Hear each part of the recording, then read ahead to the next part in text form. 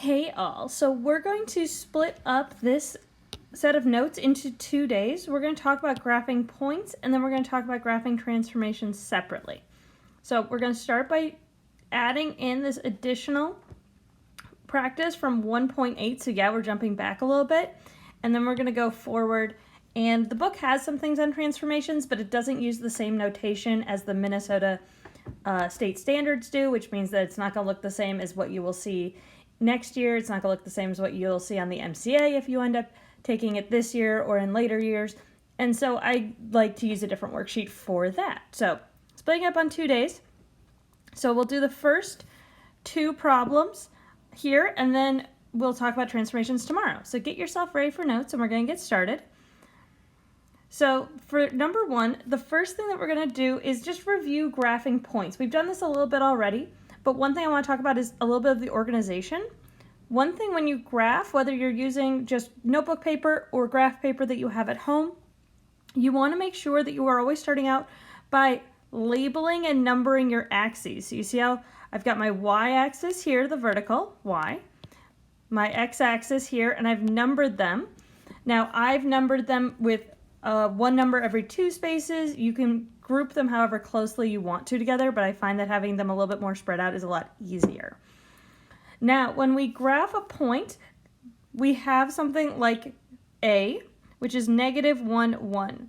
So if we're looking at our point A, -1 and 1 are called the coordinates, and this first one is the x coordinate and the second one is the y coordinate. You'll notice that everything stays in alphabetical order.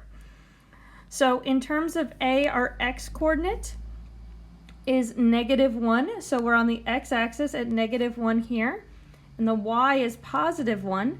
So A, and when we do this, we draw the point as a dot, and then if I ask you to label the point, you will then put the letter for this point next to it, and you may be even asked to write the coordinate next to it. But the point itself is drawn in as a dot like that. So that would be our point A.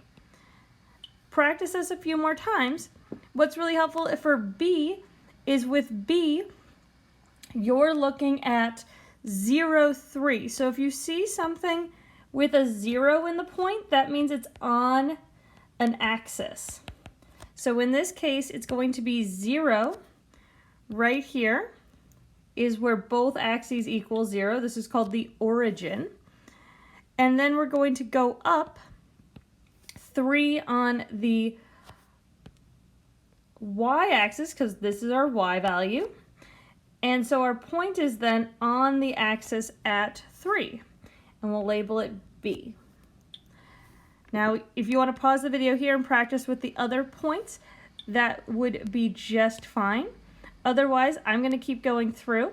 So pause if you want to practice on your own. Now, for C, I have 4 over 4 up 1 is another way to think about it, as over 4 on the x and then +1. And then D over 3 down 1 right there. And again, you'll notice I'm labeling each point so that we know exactly which one's which. And this is going to be really important and helpful for grading. So that's how we graph points on the coordinate plane. Now with number 2, it says connect the points in A, B, C, D order. So if we start at A to B, C, D, and we connect it back up here.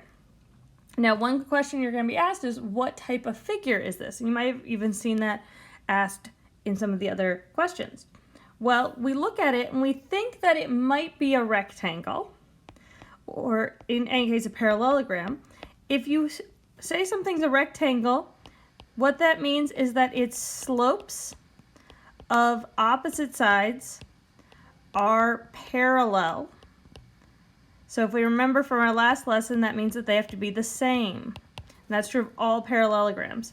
So if I look at this drawing here, BC is opposite AD. The slope from B to C goes over 4, this direction, that's positive, and then down 2. So the slope of BC here is rise over run, which is negative 2 over 4, which is, we could also write as negative 1/2.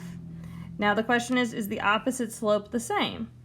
Here we go down to, whoop, drew that line a little bit long, from A to D down to over 4. Excellent. So we've done this. Now we want to check the other set. Here we go over 1 up 2. Same here, over 1 up 2. So the other two slopes are both rise. So up 2 and over 1. So now we've shown that it's a parallelogram because the opposite sides are parallel. And we have to show the connecting sides are perpendicular. So connecting just means that they touch. Now, how can we tell that these are perpendicular? Well, remember, perpendicular slopes are negative reciprocals. So you'll notice that one is positive, the other's negative, so that checks out. And reciprocals means that the slopes are flipped, which checks out here. So in fact, we are correct. We are looking at a rectangle. And if you say that you're looking at a rectangle, you have to be able to prove it. All right, so at this point, you can pause the video and get started on 1.8, or not pause, the video is going to end, and we'll pick back up on these same notes. So you're going to pause your note taking, and you will start filling out the rest of these on transformations tomorrow. Have a great day, and leave me any questions.